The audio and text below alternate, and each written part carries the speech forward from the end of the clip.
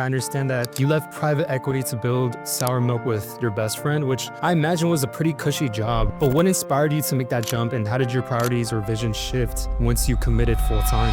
There became a point where I wasn't learning as much as I was when I had first joined, and I really looked in front of me and I thought to myself, am I going to be here forever? Is this the career path that I want? Let's make this a marketing play. If we're going to be building in public, let's commit to building in public and let's galvanize our community around this. Biggest thing that we learned was we need to stop somebody on the shelf for at least 2 seconds, probably at least 0.2 seconds. And Sourmilk, the name itself, is a pattern disruptor. People think, oh, weird, sour milk. And a lot of times it elicits a negative reaction in people. And then they think about it for a second more and they actually really like it. And what was the biggest lesson you took away from that experience? Perfectionism is what will kill you. So if we waited for our product and our packaging to be perfect, we wouldn't have sold any yogurt at this point. Our packaging is still hand stickered. It's not perfect. It does not have the nutrition facts on it. And so if we waited till then, we would have had 0 customers at this point, and we would enter a grocery store with having 0 customers, right? They would just have to organically find us. Welcome back, everyone, to the Duck Pond Podcast. Today, I have Kiki Couchman with me. She's a co-founder of Sourmilk, a Greek-style yogurt built for your guts with 15 grams of protein and 0 added sugar. She ditched private equity, built Sourmilk with her best friend, and sold thousands of yogurts by hand in New York. And she did all of this before even being in a grocery store and in under a year. Kiki, I'm so happy to have you here. Thank you. What an awesome intro. Thank you so much. So I wanted to start from the beginning. So tell me a little bit about your story. I understand that you left private equity to build Sourmilk with your best friend, which I imagine was a pretty cushy job. But what inspired you to make that jump, and how did your priorities or vision shift once you committed full time? Great question. It was a very cushy job. It was a great job. I actually really enjoyed the people that I worked with, and I felt very lucky to be at the firm that I was. But ultimately, I'd always thought of this as just my first job, right? Like I never necessarily wanted to be in private equity, and I joined it because I knew it would be a great learning experience for whatever the next thing is that I wanted to do. Well, 4.5 years in, okay, clock is ticking. Now I'm fully working in private equity. It's not just my first job and the stepping stone to the next thing. And so, there became a point where I wasn't learning as much as I was when I had first joined, and I really looked in front of me and I thought to myself, am I going to be here forever? Is this the career path that I want? And if not, now is sort of the time to step off and actually, make good to what I'd said, which is like, this is the stepping stone to the next thing. And so that's exactly sort of where we are and why I decided to take the leap with Sourmilk. When we were thinking about Sourmilk, it was very clear to us that building a yogurt company was the way that we wanted to tackle health. And that might sound weird to most people, like, that's bizarre. Why is building the yogurt company the way you want to tackle health? But actually, we could have built a pill or powder supplement to help heal people's guts. But honestly, there aren't that many people who are willing to take a pill or powder every single morning. And there are a ton of people who are willing to eat a yogurt every single morning. And so, once we fully committed ourselves to building Sourmilk, it completely shifted, and it really has become like the mission that I live every single day is how do I make the biggest impact on people's health through a journey and thing that I'm building that I love. So it's been fairly easy, even though the lifestyle is maybe different from going to private equity to building a yogurt company and bootstrapping that. It's been easy because of how motivated and how much fun I've been having now that I'm fully committed. I love that. I think that having some internal reflection and really thinking, where do I want to be? Is this really what I want to be doing for the remainder of my life? It's super important, and having a partner alongside you along the way, it's incredible. I wanted to dive into your guys' background a little bit. So you come from private equity. Does your partner come from private equity as well, or does she have some sort of background in CPG? No CPG backgrounds for either of us. Elan spent her 4.5 years prior to this working as a product manager at a tech company. And so she was in the Web3 space, not connected to this in any way. And before that, we both had just graduated from Stanford studying different things. And so no CPG experience. I think, that gives us benefit in some way, where we're not coming in with any preconceived notions of the way it should be done. I think there are a lot of things in every industry that, we've met with countless consultants, none of whom we've paid anything, but many have said, like, this is a playbook. This is the way it should be done. And we've gone when they've said left, we've completely gone right. Like, we've done a drug deal model throughout New York City to sell our yogurt.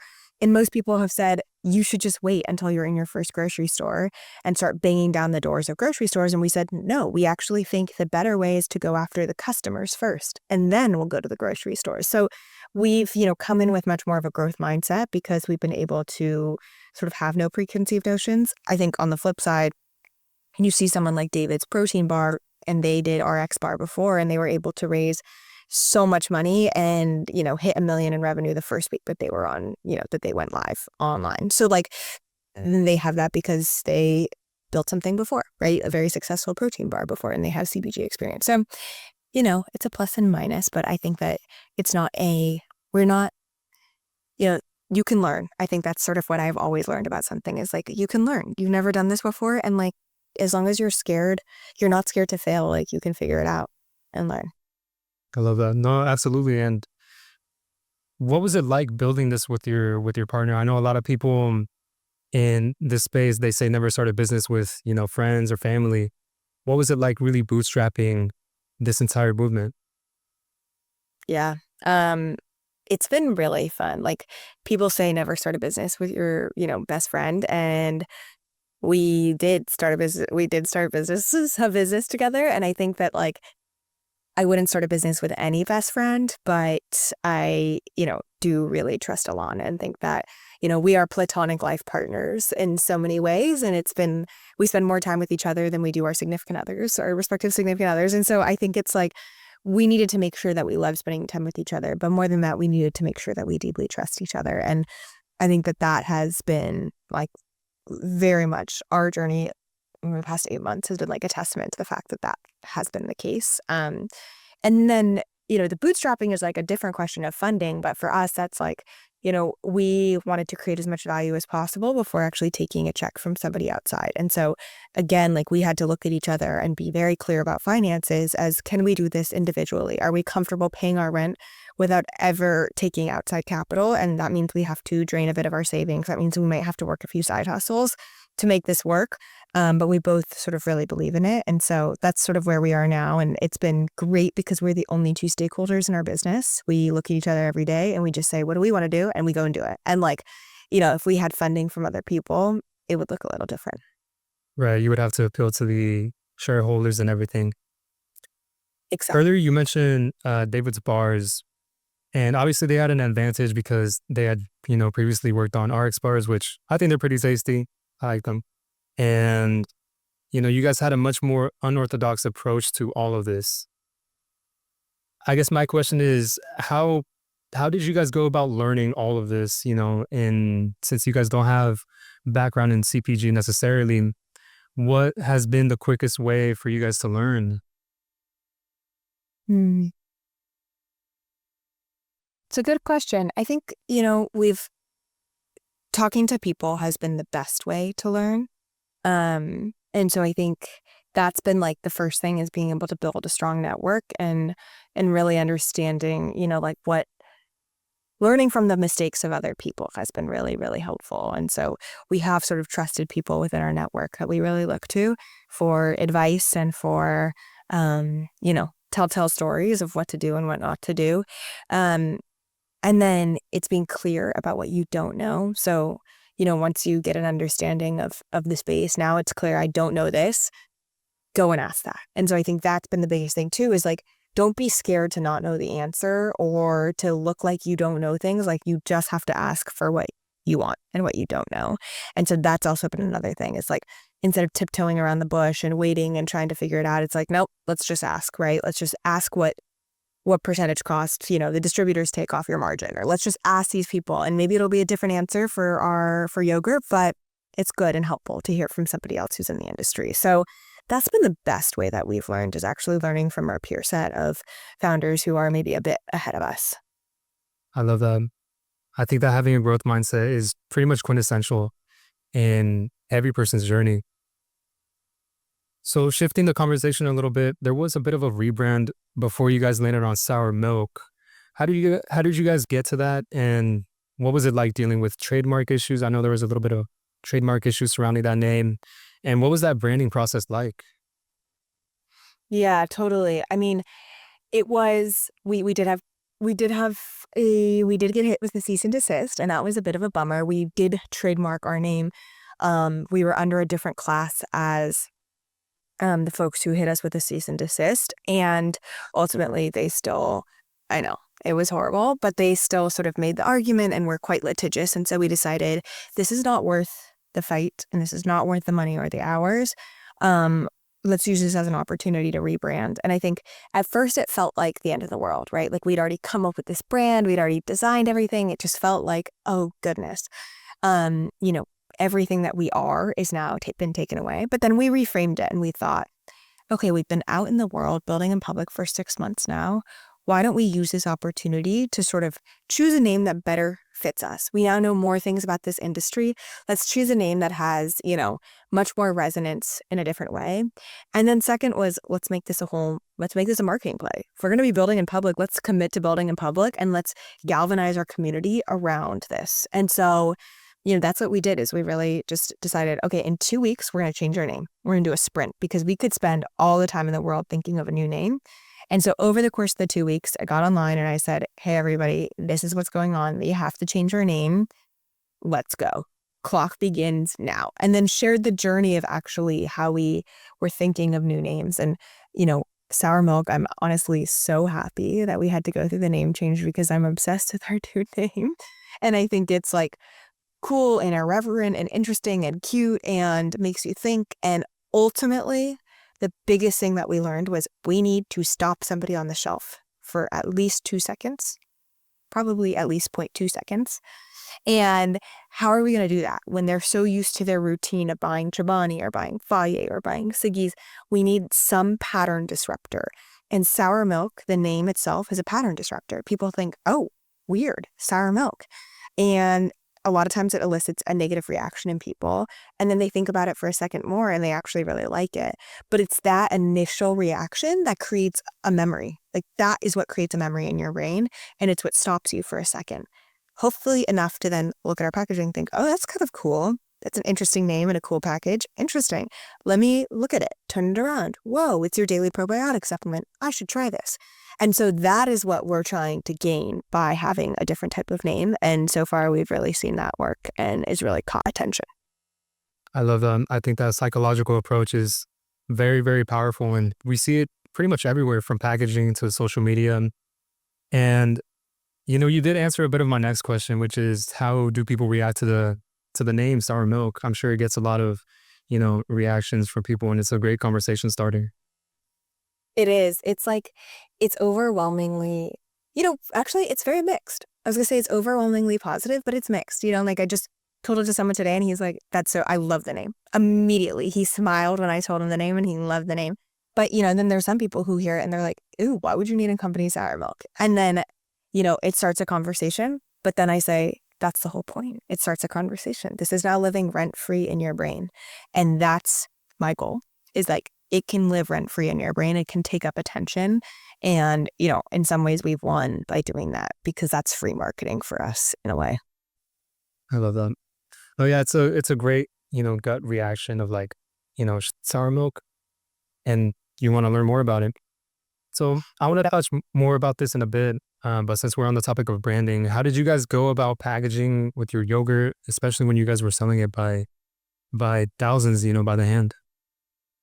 Yeah, I mean, we're doing that right now. We're still, we're doing packaging and we are selling it still by thousands by the hand. And so the way that we've been doing it is it's just, we're making it upstate at our manufacturer and we are, using normal packaging. So we're actually have a packaging supplier and we're using their extra samples that they usually have in the back warehouse stock. And we're actually stickering every single package by hand. And so, so we've been stickering every single yogurt. All those 5,000 yogurts has been hand stickered by one of us. And that has taken an insane amount of time. And not the most fun thing in the world, but that's okay. Yeah, no, absolutely. I imagine at that scale, it takes so much time to put everything together. Yeah. So jumping into the specifics of the yogurt, your single serves have 15 grams of protein, 0 grams of added sugar. And I've heard that it also tastes, pretty tasty, creamy, and smooth. How did you guys figure out that balance between clean, gut-friendly ingredients and something that people would actually crave? And were there any sacrifices you had to make, in terms of recipe or the taste? Yeah, I mean, definitely. So number one was that it had like there were two things we were really solving for is it has to be very effective. Like we do stand by the fact that this could be your daily probiotic supplement. But then number two, it has to taste good because no one's gonna eat this every day if it doesn't taste delicious. And so that was where we came down on was Elan was making this to heal her own gut for a while prior to us starting this company, and it didn't taste good. It was just something that she put directly into her body as a supplement, and it didn't taste that good. So when we started actually thinking about let's develop a product for mass market, we had to sort of do some math, right? Like how do we get the probiotics to the highest degree of effectiveness? But at the same time, how do we also make sure that, it tastes delicious? And so we probably did like 150 batches in our kitchens, over 6 months just to make sure that we could get it to a place that was good tasting. Yeah. Well, yeah, that's incredible. Iteration after iteration. So you and Elan sold 5,000 yogurts hand to hand in New York under 2 months before getting into a grocery store. What was that experience like? The pop-ups, the drops, and the direct interactions with consumers on a daily basis. Yeah, it's a great question. For context, we are still in that. So like I'm not in a grocery store yet. We are still in doing the hand-to-hand drops. And so you're catching me in between doing a delivery this morning and doing a drop this evening and doing 3 more drops tomorrow and another delivery catering. And so it's exhausting. Like it's exhausting and we barely have time to like be on the computer and talk to people, but it's been the most fun to be able to be so close to our customers. And I think so critically important at this early stage to get that cult following of people who really, really care about your product and who really love the experience of not just eating it, but of buying it and coming and meeting you. And that has been sort of the reason for us doing these drops is every person who buys our yogurt, they meet me or they meet Elan or they meet both of us. And so it's like, instead of focusing on getting into grocery stores, let's focus on those initial 10 customers. Okay, now initial 30. Okay, now initial 100. Now initial 300.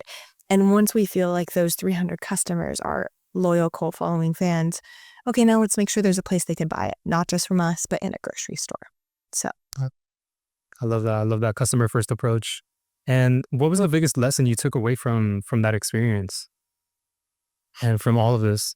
That customer first approach, seeing how people react almost immediately from tasting your yogurt. it's a good question. Um, the biggest lesson is that like perfectionism is what will kill you. So if we waited for our product and our packaging to be perfect, we wouldn't have sold any yogurt at this point. Our packaging is still hand stickered. It's not perfect. It does not have the nutrition facts on it. And so if we waited till then, yeah, we would have had zero customers at this point and we would enter a grocery store with having zero customers, right? They would just have to organically find us. And so I think that's been the biggest lesson is like, being able to touch point and have a two-way communication with customers. They're so much more forgiving and understanding. Like you and me are customers to everything. We get that there's a real person making something, making everything that we eat or that we consume. And so that's been very helpful as customers are like much kinder and you know, much more forgiving. And then B, like perfection would have killed this. And like, you just have to get something out there and not worry about the perfectionism of it. Yeah, that's amazing. So the consumer can really see the face behind the brand, so it's not just some nameless brand that just wants more of their money. There are a little bit of myths surrounding gut health, and probiotics. I understand that there's a lot of talk right now about flora in the stomach lining, and our gut being like a second brain. What are some misconceptions that you often run into in helping educate the consumers and how sour milk can be actually beneficial for our gut? Yeah, totally. I think one one misconception is that all Greek yogurts are probiotic. That's not true. Most Greek yogurts actually just have the bacteria that makes good tasting yogurt. They don't actually have the ones that help heal your gut. And so um, that's sort of that's our stance, is that like, instead of taking a pill or powder supplement, like you need to actually, let's just have our yogurt instead. The other is that 2/3 of Americans have gut health issues, and I think most people think that that only results in bloating or discomfort. Like a lot of people are like, I have gut health issues, I have issues digesting. And the misnomer there is like, if you have those issues, there's probably a lot of other downstream effects. Like having a leaky gut can lead to dementia and Alzheimer's down the line, right? Like that is all tied to your gut. 70% of your immune system lives in your gut. So if you're getting sick a lot, that is probably because your gut is not fully healed and healthy. Another thing is that 90% of your serotonin lives in your gut. And so again, like mental health is deeply, deeply related to your diet and how your gut is performing. And so all these things are really important. And I think we often just think of the gut as, a symptom, like we just symptomally feel like bloating and all those things. But in reality, it's really, really important as a root cause to all your health to take care of your gut. And eating sour milk is one way to do so. I love that. I know earlier you mentioned that Elan has some gut issues. How has sour milk helped alleviate that? Like 100%. And now we both eat it every single day. And it's like, we live by it. Like we are get high on our own supply. Like it is fully, fully our daily probiotic supplement and our daily everything that we eat. And so, I don't know, there's like nothing other to say than like, it's great now. And like, she used to not be able to eat like a kale salad without getting incredibly bloated. Now she can eat anything and feel great. And like, that doesn't mean she eats everything all the time, right? Like, it's not like she's going to eat French fries 24/7, but when she does, it doesn't wreck her, right, for days. And so I think that's a really important component. Yeah, I love that. You guys really live by it. That's amazing. So we really do. I know that sour milk was in the plain Greek yogurt game, but are there any flavors that you guys are currently working on? Maybe something bold, even if it's not in the roadmap? We definitely are. We are wanting to take a different approach to flavors and not just do like a mixed berry or strawberry or something like that, but actually think about, if we care a lot about health, what are flavors that can add to your health in a different way? So how do we have SKUs that are actually more functional and not just also tasty, but not just tasty, but there is also a functional benefit. So one thing we're exploring is like vanilla and manuka honey. Manuka honey has antimicrobial benefits. Oh, could we put that in your yogurt? It still tastes delicious, but there's another wellness SKU, right? Or like, oh, I don't think we're going to do this, but like, for example, like adaptogenic mushrooms, like all those types of things, like people are putting that in things left and right. Okay, could we put that in your yogurt? And it actually allows for like a more relaxed, calm state or something like that. So different ideas down that road. Yeah, definitely the sky's the limit. So earlier you mentioned that you're caught in the middle of scaling at the moment. What are some of the biggest issues that you're facing when it comes to distribution or just increasing operation? Yeah. The biggest issues right now is sourcing enough dairy. So, we are sourcing organic grass-fed dairy. And for most people who don't know, it's quite a fragmented market. And so we have to go door to door to different farmers. And most farmers are already contracted up. So they are already working with a big organic supplier and, have already, all their milk is already spoken for and already in that contract. And so they don't have any milk to sell to us. And so that's the biggest issue, is being able to find enough milk source as they scale. That makes sense. That makes sense. Yeah, I think that farmers are kind of under attack at the moment, and that does explain, why it'd be so difficult to scale. Totally. I mean, it's hard. Organic milk is really hard. Running an organic farm is very hard. And a lot of younger folks are not wanting to go into farming, so they don't want to inherit the farm from their dad. Or mom, but mainly it's the dad who's running the farm. So, yeah. A bit of a legacy issue there. It is. So looking forward into the future a little bit, where do you want to see sour milk be in 3 to 5 years? I know it's a little bit hard to extrapolate that far out. But where do you want to see this beyond just New York, beyond just the United States, and how big do you want this mission to really be? I mean, I want this, like, within 2 years, I would love for us to be nationwide and for you to be able to buy sour milk wherever, you go to a grocery store here in the States. I mean, it would be amazing to be able to ship beyond, and, um, we're a perishable good, so it's, like, hard to, like, refrigerate and ship to beyond, just the US. So we'll see about that, but yeah, the goal is really that, everybody in the US, their households, instead of having a probiotic supplement and their yogurt, they get to just have sour milk, and it can be a two-in-one for them to make life a little easier and health a little more accessible. Yeah, I love that. Yeah, while doing my research on your guys' brand of the yogurt, I really wanted to buy a pint for myself, but I'm located on the West Coast and not really able to at the moment. You're not able to, unfortunately. So looking back a little bit, what's one thing that you were grateful for having learned about yourself as a founder since you began all of this with your best friend, your partner, Elan, and something that you wouldn't have expected, along the way?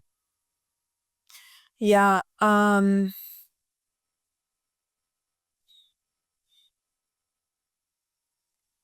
shockingly, it's a double-edged sword, but I've been most grateful for social media. I think it's made finding an audience so much more democratized in a way that it hadn't been before. Before, you have to pay a media person to then, write a story about you, and that's how you reach an audience. And now you can just get online and say whatever you want. And sometimes it goes viral, sometimes it doesn't. And sometimes you're successful at building an audience. But for us, that's been a real weapon, is being able to be have a community, build and nurture it, bring value to those people, and also vice versa. And I think that's been like the biggest game changer, and something that I knew we had to do, but I didn't know how helpful it would be. And so I think I'm really, really grateful. I never thought I would say this because, I think the whole content creation economy is wild, but it's been very helpful for building a brand. Yeah. I love that. I love that. Kiki, this has been an incredible conversation. Where can people, keep up to date with Sour Milk and the expansion? Yeah, of course. Follow us on all platforms at Get Sour Milk, GetSourmilk. And then I myself post a lot as a founder who's building in public in this space. So if you don't want to hear somebody yapping all the time, you can go to at Couchwoman. My last name is Couchman. So it's COUCHWOMAN. And that's where I will talk about all things about being a founder and about building this company. Yeah, and then the last one is just, if you care a lot about gut health, subscribe to our newsletter, Gut Check. We send a bi-weekly newsletter once every 2 weeks where we share details about health and the process of making yogurt. So we just did one on organic. Is organic really worth it?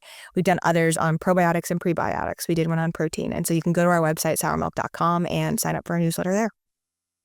That's incredible. Well, Kiki, thank you for your time. Thank you. This was lovely chatting.